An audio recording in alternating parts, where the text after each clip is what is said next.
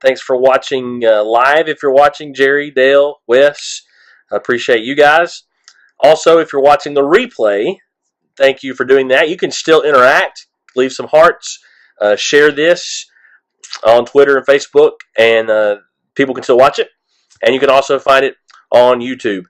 We're trying to go through the armor of God, thinking about the importance of strength in the Lord and fighting against Satan, fighting this spiritual battle that the Lord's already won, but that we have to fight our battles, and He strengthens us. We get that strength only from God, but He tells us, you do all that you can do to stand in battle and put on the armor. Put on this whole armor of God. And the third thing that He mentions that we have to put on is having our feet prepared with the gospel of peace. That's a really interesting thought, and a lot of things we could notice about it. But just think quickly about the importance of feet, our shoes, and the protection they provide. Obviously, they provide protection from things that we might step on. And so, going into battle, soldiers need their feet protected. They need to wear boots that are heavy and thick so that they don't step on things that could hurt their feet. In the Roman army, their shoes would have had some kind of leather, maybe some of their harder surface even on the soles of their feet, but the leather wrapped up around not only their feet but also up under their ankles. And sometimes they even had metal shin guards that were attached so that there was that protection for their feet. And just think about that strength that would offer them, because they're walking, they're standing, they're fighting together, and they didn't have to worry about their feet being vulnerable. John Wooden, legendary, all-time greatest college basketball coach in history. He won, I don't know how many games in a row and titles in a row, consecutive titles. It's just phenomenal. And a great leader and a great man. And it's said that when he would get these world-class basketball players, his number one recruits in, the first thing he would teach them wasn't to pass a ball, wasn't to shoot a ball, but it was how to put on their socks and their shoes, because their feet were so important.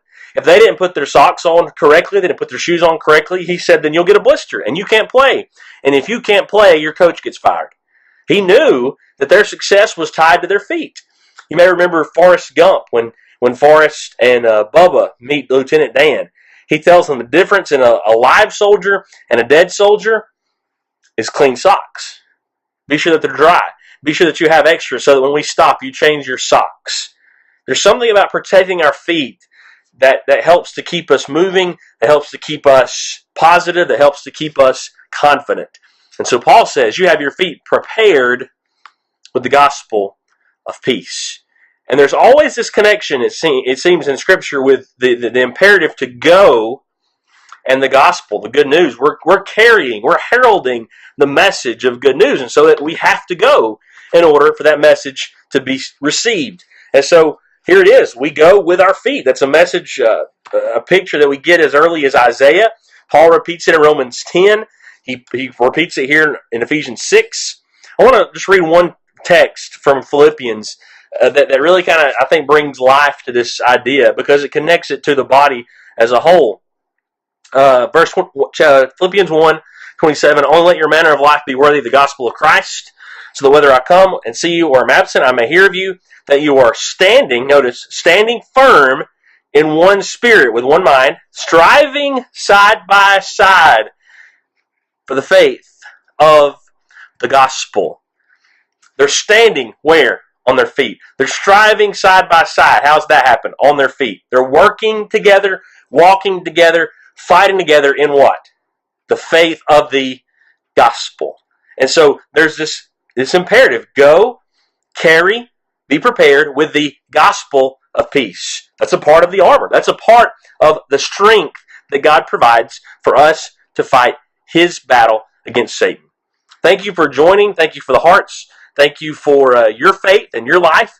If I can ever help you, I'd love to hear from you. Joey Sparks on Twitter, Instagram. You can find me on Facebook as well.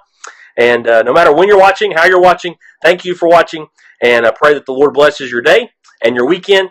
And may you live a life that pleases Him. Thank you so much. Have a great one.